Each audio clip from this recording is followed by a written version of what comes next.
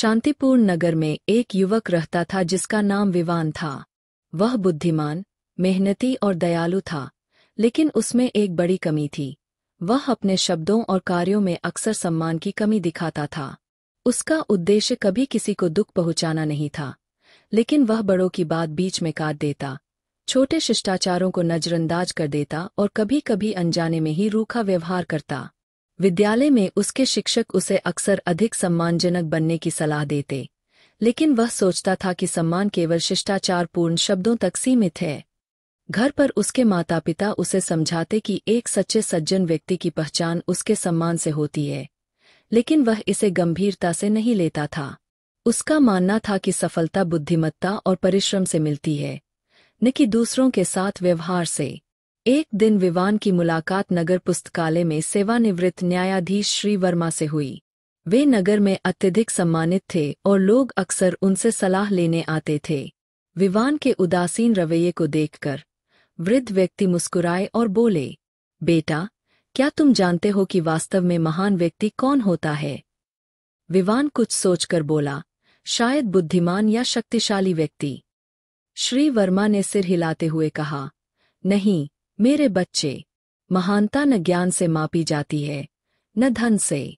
यह मापी जाती है उस सम्मान से जो तुम दूसरों को देते हो। चलो, मैं तुम्हें एक कहानी सुनाता हूँ। बहुत समय पहले एक गांव में दो भाई रहते थे, राज और अर्जुन। राज बड़ा था, मेहनती और बुद्धिमान। अर्जुन छोटा था, महत्वाकांक्षी, लेकिन अक्सर अभिमानी और असम्मानजनक। उनके पिता एक ज्ञानी व्यक्ति थे, जो अपने पुत्रों को जीवन का एक महत्वपूर्ण पाठ सिखाना चाहते थे।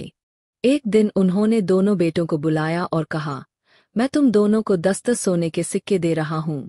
जाओ, इन्हें बाजार में अपनी इच्छा अनुसार खर्च करो, लेकिन याद रखना, इस धन का उपयोग समझदारी से करना, क्योंकि यह तुम्हारे भविष्य का निर्णय करेगा। दोनों भाई बाजार की ओर निकल पड़े। अर्जुन धन पाकर उत्साहित था। उसने महंगे कपड़े खरीदे, स्वादिष्ट भोजन खाया और अपने मित्रों के सामने दिखावा किया। उसने दुकानदारों से रूखा व्यवहार किया और गरीबों को तुच्छ समझा। उसे लगता था कि धन से शक्ति मिलती है। दूसरी ओर राज ने ध्यानपूर्वक लोगों को देखा। उसने अपनी सोने की मुद्राएं एक संघर्षरत व्यापारी की सहायता में लगाई, एक वृद्ध व्यक्ति से किताबें खरीदीं और एक भिखारी को भोजन दिया।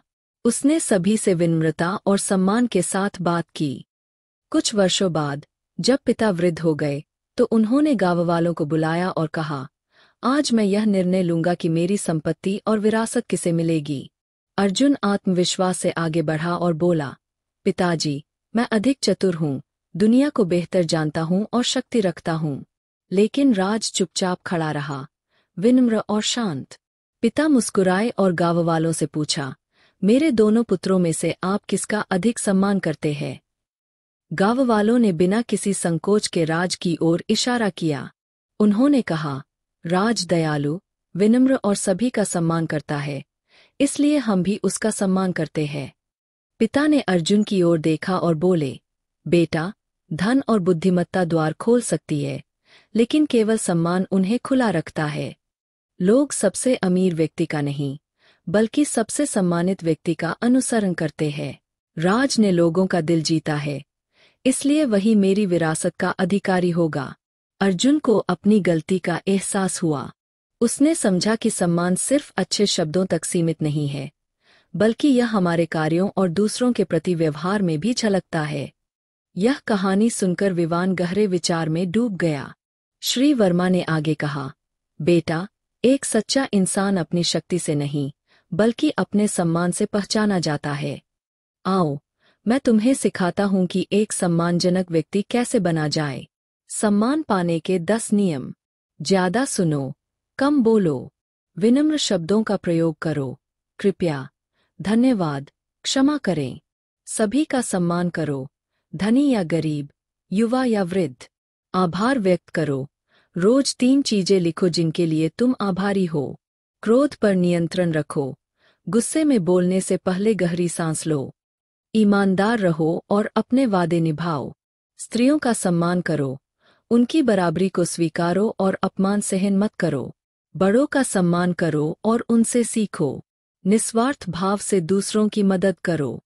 अपने व्यक्तित्व को गरिमा में बनाओ, शब्दों और कार्यों से।